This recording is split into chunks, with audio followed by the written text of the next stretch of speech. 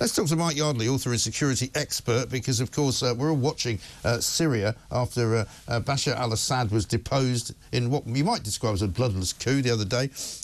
We really don't know yet what's going to happen with the new rebel leaders who are in charge of what's going on. Keir Starmer refusing to say what he's going to do about stripping UK citizenship from terrorists fleeing Syria. Let's find out from Mark. Mike, what the lie of the land is. He knows it well. Mike, very good morning to you.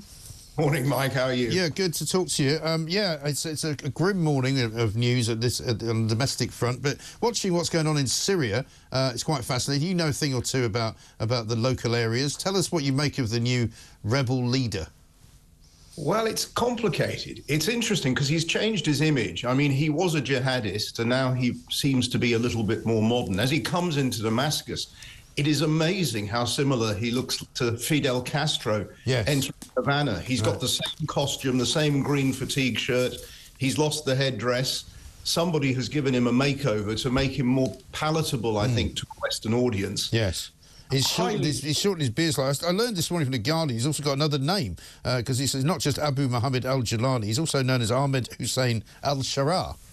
Yes, he runs two names and a nom de guerre. So this is an interesting deal.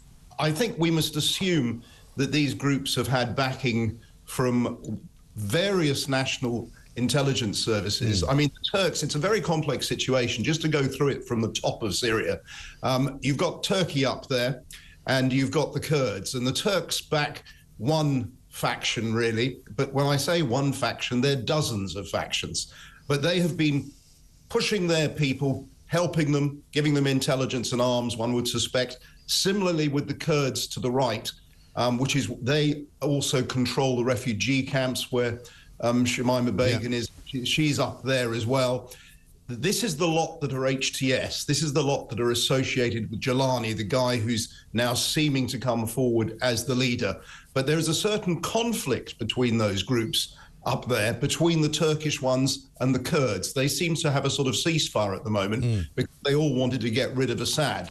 So you have them all coming down through the country, and it's quite an interesting situation, quite a dramatic situation. Of course, we saw on the news them going to Hama, and I was unfortunately in Hama in 1982 when Assad's father killed probably about 20,000 people. I very nearly didn't leave that place myself. And then we saw them go to Homs, another major and strategic city, and then down to Syria, down to Damascus, the capital. And of course, you've also got stuff happening in the south.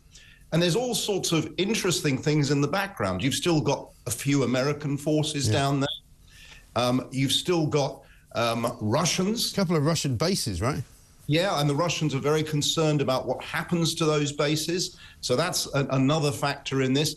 But looking at this strategically, the big winners are Turkey, the US, and Israel. This completely changes the scene. I mean, this is a dramatic shift, and it is a massive gain for the West, who have no doubt been playing what we used to call the great game in the region and backing various of these groups, I would suspect, and very sensibly, really, because they've achieved their objective.